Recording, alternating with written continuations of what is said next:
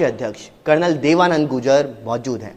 Colonel साहब लगातार हमारे चैनल के माध्यम से इनकी मांगे उठाते हुए नजर आए हैं, सैनिकों की मांगे उठाते हुए नजर आए हैं, भूतपूर्व सैनिकों की मांगे उठाते हुए नजर आए हैं कि इनकी मांगे क्या हैं, इनको क्या कुछ मिलना चाहिए, इनकी क्या कुछ समस्याएं हैं और इस बजट के अंदर इन समस्याओं को आखिरकार सरकार ने ध्यान में रखा है या नहीं रखा है।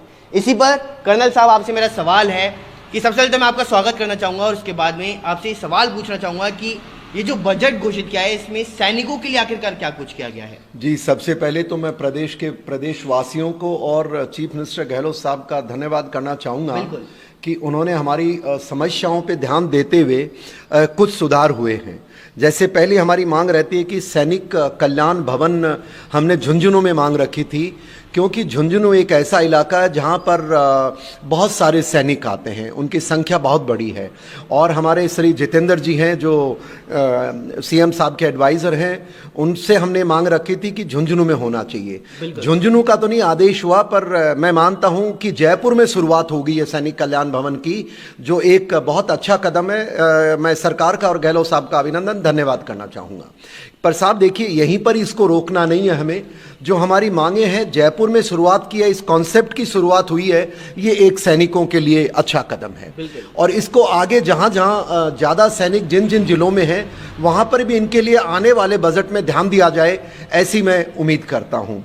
और दूसरी हमारी मांग गहलोत साहब से ये रही है, और गहलोत साहब आपने भी वादा किया था पिछले चुनाव में कि जब अगर हमारी सरकार जीतती है तो हम रेक्सो के जो हमारे ईएसएम कार्यकर्ता हैं, जो ईएसएम के जो सैनिक हैं, उनको नौकरियों के लिए पहले तो प्रावधान में नौकरियां करीब 11,000 रुपये मिलता था। आपने इसको 20% बढ़ाया है। और मैं आपके साथ साथ हमारे जो आपके डायरेक्टर हमारे ब्रिगेडियर राठौड़ साहब हैं, उन्होंने भी हमें ये सूचित किया है। मैं उनका भी धन्यवाद करना चाहूँगा, राठौड़ साहब का भी, कि उन्होंने एटलीस्ट हमारी बात को आप तक पहुँचाया, मीडिया ने आप तक पहुँचाया। और ये 20% इसको बढ़ाया है साहब आपने। पर देखिए, ये आप बधाई के पात्र हैं क्योंकि पैसे से जुड़ी हुई बातें हैं। पर मेरी आपसे एक गुजारिश है साहब कि क्या देश के सैनिक जो एक सेवा दे के आ चुका है, और अगर आप इसको नौकरी देते हैं तो क्या देश का संविधान इनके लिए लागू नहीं होता है? देश का संविधान ये कहता है कि मिनिमम वेजेस रखे गए हैं, और अगर मिनिमम वेजेस किसी एक अनपढ़ आदमी के लिए रखे गए तो सैनिक अधिकारियों को आप मात्र 11,000 में नौकरी देते थे, जो बढ़ा करके 13,000 हो गई है। मैं मानता हूं शुरुआत के लिए आप बधाई के पात्र हैं, पर फिर भी अन्याय तो हो रहा है साहब। इसको जो मिनिमम वेजेस हैं वो आप करें। इस बार नहीं कर पाए, मैं मानता हूं अगली बार जब बजट हो आप पेश करें, इसका ध्यान रखें, ऐसी मैं उम्मीद करता हूं। और तीसरा जो आपने एक अच्छा कार्य किया है वो है कि शहीद सैनिक के आश्रित माता पिता, उनके लिए एक फिक्स डिपॉजिट का प्रावधान था। 3 लाख था पहले, जो बढ़कर के आपने उसको 5 लाख किया है। हम आपको धन्यवाद देते हैं और बधाई देना चाहूँगा इस कार्य के लिए जो आपने किया है। और इसके साथ साथ जो शहीद वीरांगनाओं के लिए, जो शहीद वीरांगनाएं एवं उनके लिए सम्मान राशि का एक प्रावधान था, जो 3,000 रुपये मासिक दिया करते थे, उसको बढ़ा करके आपने 5 किया। थैंक यू वेरी मच, आपको बधाई देना चाहूँगा। पर साहब देखिए, बधाई एक तरफ है, आपने हमारी बात सुनी, एक ये अच्छी बात है।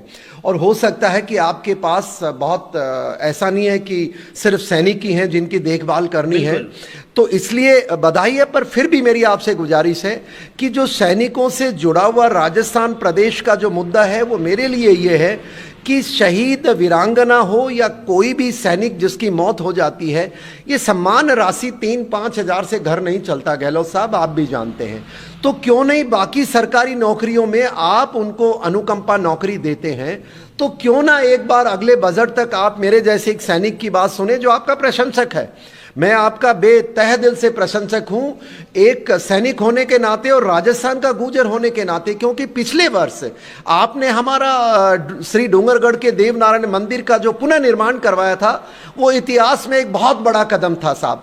तो मैं उम्मीद करता हूं ये अनुकंपा नौकरी पे आप ध्यान देंगे, और सैनिक कल्याण भवन झुंझुनू के अंदर जो हमारी मांग है उस पर ध्यान देंगे।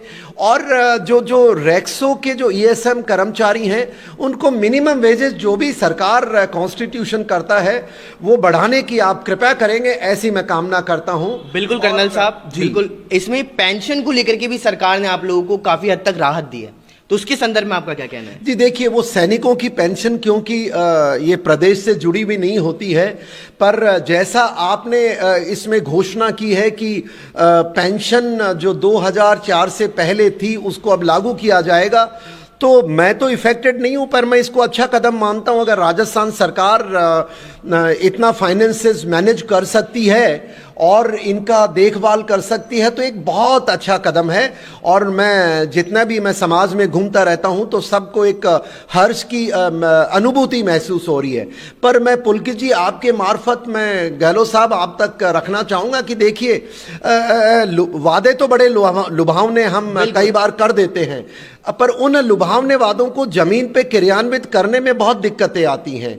और मैं ऐसा नहीं मानता, मैं कोई जिसको फाइनेंस एक्सपर्ट नहीं हूं, पर इतना जरूर महसूस करता हूं कि पिछली बार मैंने सुना था कि कुछ किसानों के लिए आपने वादे किए थे कि भाई उनका हम लोन माफ कर देंगे, और अब मैं कहीं बैनर या बोर्ड देखता हूं तो आप कहते हैं 80%। साहब, तो पहले भी आपको ऐसा ही करना चाहिए था कि कितनी कीमत तक हम माफ करेंगे, कितना, क्योंकि ये गलत संदेश जाता है। आप जैसे अच्छे छवि वाले व्यक्ति को अगर बाद में हमें सुनने को मिलता है कि अगर आपने वादा किया है, तो मैं उम्मीद करता हूं कि पेंशन का भी पूरा होगा। और अभी तक आपने हमारे लिए वादे नहीं किए हैं, पर मैं मानता हूं जो हमारी मांगे हैं आप ध्यान देंगे। और वैसे भी आपने बहुत अच्छे कार्य करते रहते हैं, मैं बधाई देना चाहूंगा आपको। बिल्कुल कर्नल साहब, आप बधाई तो उनको देना ही चाहेंगे, लेकिन इसी के साथ में आप लगातार न्यूज़ 19 के साथ में जुड़ करके आप मुद्दे उठाते हुए नजर आए हैं और सरकार के सामने अपने उन मुद्दों को भी रखा है। तो आज ऐसा कौन सा नया मुद्दा आप उनके सामने, सरकार के सामने रखना चाहेंगे?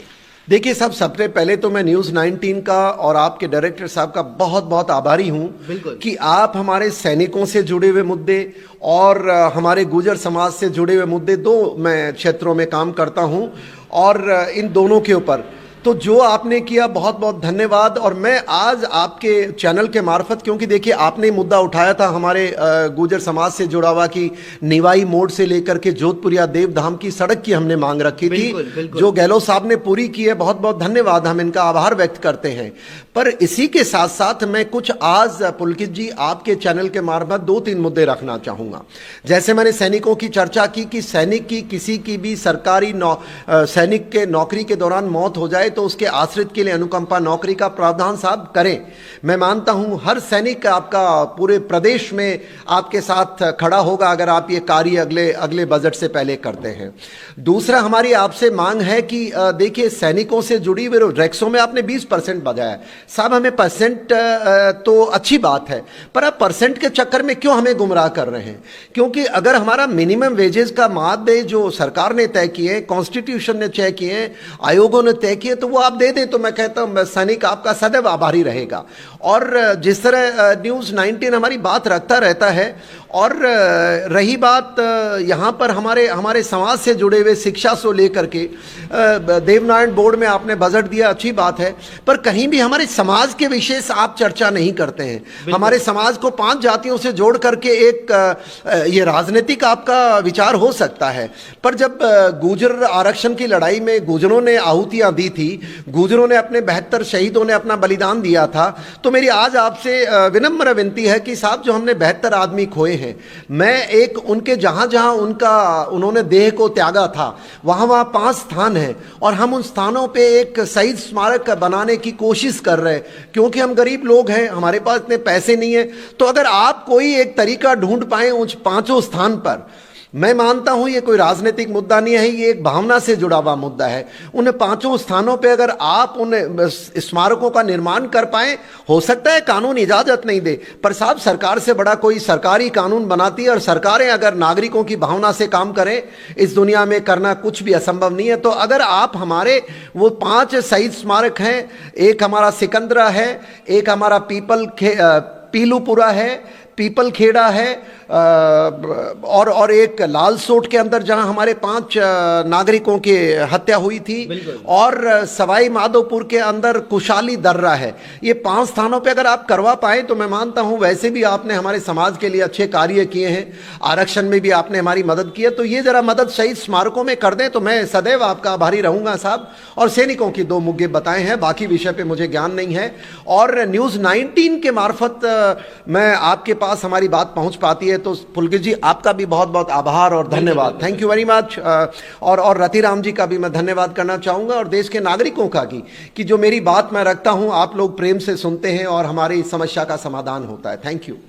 चलिए कर्नल साहब, आपने बताया और समस्याओं को रखा भी है, लेकिन सरकार ने वादे तो कर दिए हैं, और इन वादों को आखिरकार धरातल के ऊपर वह उतार पाती है या नहीं, इस पर हम आप सभी को अगली रिपोर्ट में जरूर अवगत कराएंगे। तो फिलहाल इस मुलाकात के अंदर तो इतना ही। बने रहिए न्यूज़ 19 के साथ। नमस्कार।